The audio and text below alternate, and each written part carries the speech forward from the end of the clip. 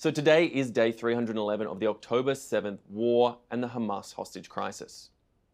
Hamas abuses children in captivity. Shrapnel, untreated for so long, it could no longer be surgically removed. Diseases, including typhus, spotted fever, skin infection, children covered in insect bites, extremely severe infestations of head lice, weight loss, muscle damage, young children with severe psychological trauma. All this is what doctors say 26 women and children taken from Israel on October 7th have experienced in Hamas's terror dungeons. The doctors published their findings in the pediatric medical journal Acta Pediatricia. That is what Hamas child abusers did to 26 women and children for months. And it's how they've been abusing remaining hostages from Israel for over 10 months now, since October 7th. Hamas is still abusing children. Ariel Bibas just marked his 5th birthday in Hamas captivity. And his younger brother, Kfir, spent his 1st birthday with Hamas. Kfir Bibas has spent more of his short life a hostage of Hamas than he spent it ever free. The war that Hamas declared on October 7th cannot end with Hamas child abusers still in power.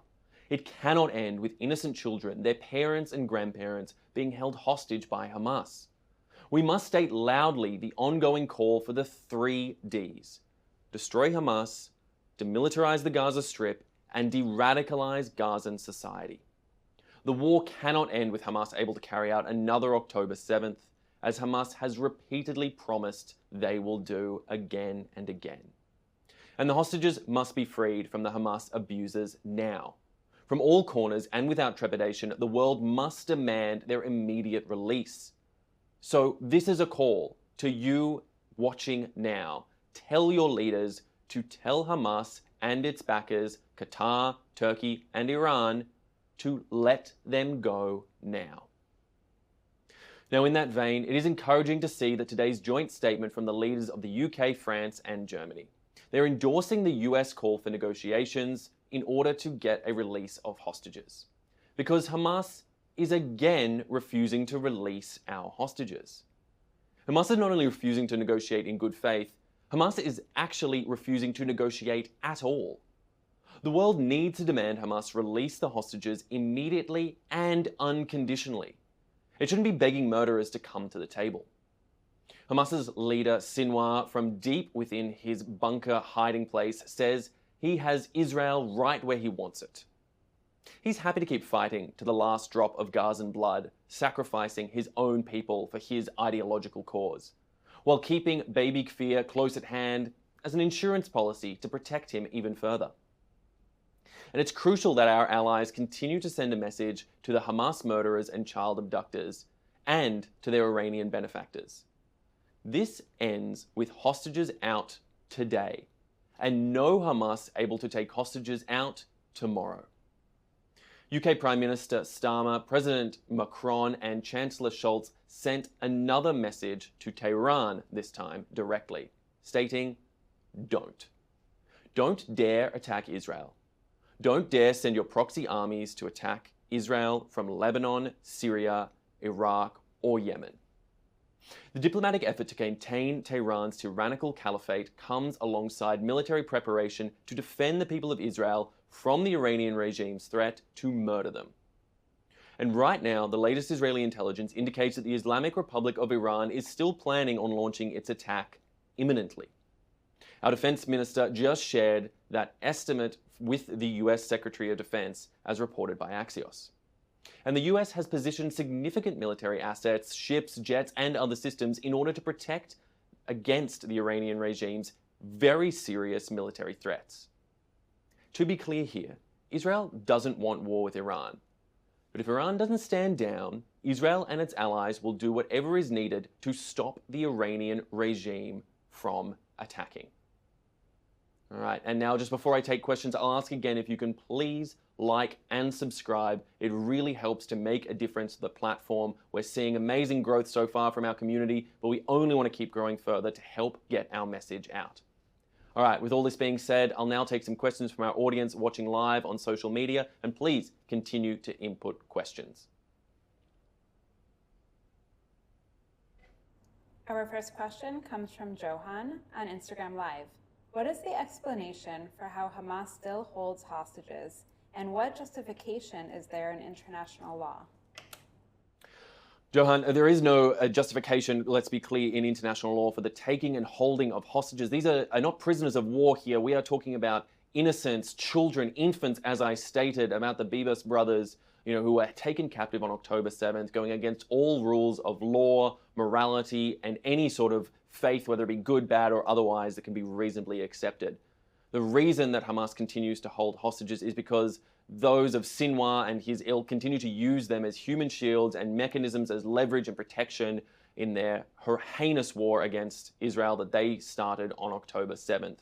This is so important that we rectify, that we get the hostages back home, and that is the key message that I want people to be able to take away from today's briefing and probably from many briefings still to come until we get that change in the status quo on the ground. There's no legal justification for this sort of action. There is no legal justification for the abuse of children. That is never justified under any form of law, whether it be international, whether it be religious, no matter what your source of law is, never has it been acceptable to abuse, harm, murder, rape, kill, whatever it may be, children and innocents anywhere. And this is exactly what we've seen from the terror army of Hamas, and is exactly the reason why Israel cannot stand to keep these terrorists alive and functioning on their doorstep, and why we are seeing the actions happen in Gaza as they are right now. This is on the heads of Hamas, of Sinwar, and his other fellow leadership, and is why the onus is on them and the responsibility is on them to rectify this by returning the hostages now. Our next question comes from Malcolm. How do we de-radicalize people in Gaza who have spent the past 20 years indoctrinated by Hamas? Malcolm, well, thank you for that critical question, because that really is the crux of what we need to deal with here. Obviously, in the short term, the imminent goal and resolve here is returning the hostages, ending this war, getting Hamas dismantled, but you will be left with a population in Gaza of over 2 million that have faced now close to 2 decades of Hamas radicalization and will need to be de-radicalized. And that can happen at a number of different levels. Key parts that we can see taking into place there are actions against those who help to provide education and support to the community there in Gaza. Humanitarian organizations, UNRWA, and other organizations out there who help to provide the key educational materials, and ensuring that those educational materials are properly vetted, that they do not promote radicalization, that they do not promote notions of jihad or of war or of radicalization against Israel or the Jewish people, and that they help to bring the population back to a sense of normalcy.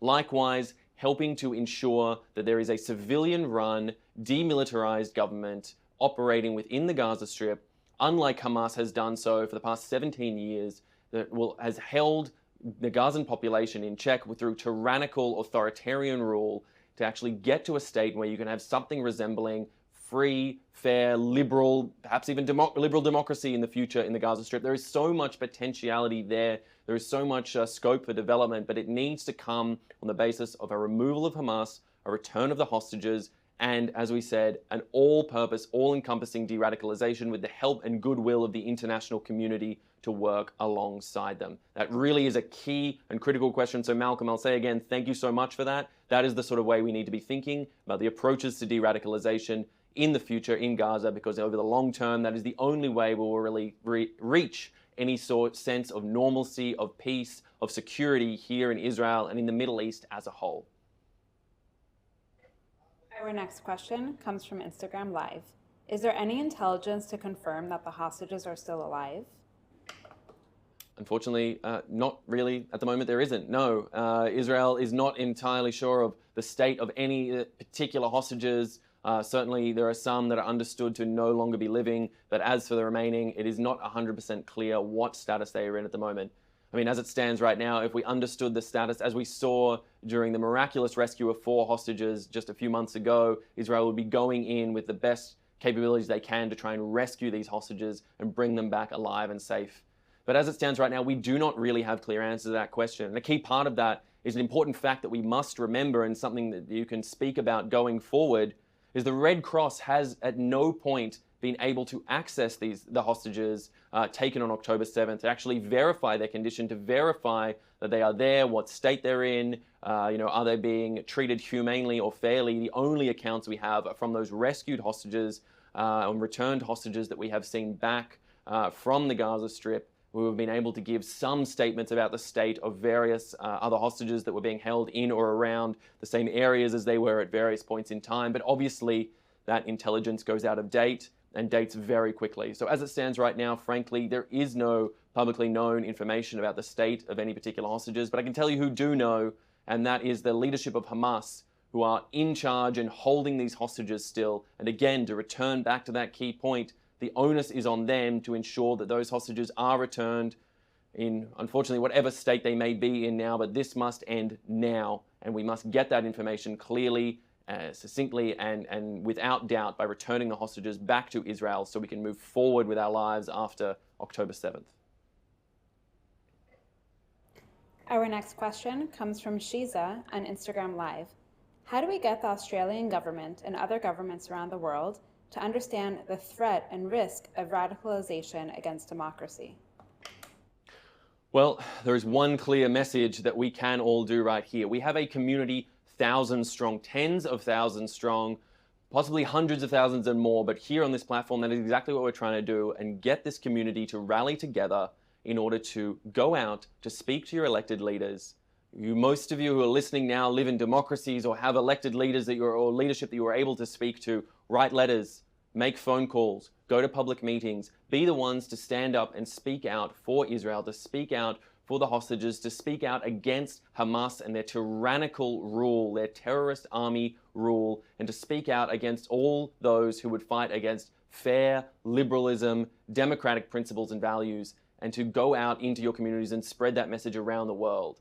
We, supporters of Israel of all shapes, sizes and ilks, really have a power when we work together at that grassroots level to help fight for change. And I think that is the real key message of what we do here at the Israeli Citizen Spokesperson's Office. That's why we get up here every day to give these briefings, because we want to arm you with the information that you need to be able to go out and speak to your elected officials. And that's how we get governments from Australia, from the UK, Canada, France, Germany, the United States, wherever you may be in the world, India, it doesn't matter. Wherever you are, go out and speak to your elected leaders and rally for change, push for a different attitude, and get them to understand that the inhuman actions of the like of the terrorist army of Hamas cannot be allowed to stand, cannot be justified under any measure, and that any weakness shown towards them and their ideas risks further the lives and lowers the likelihood of the return of our hostages to come back to us, so again we can try and move forward with some semblance of closure and development from the situation we find ourselves now in this unbearable status quo.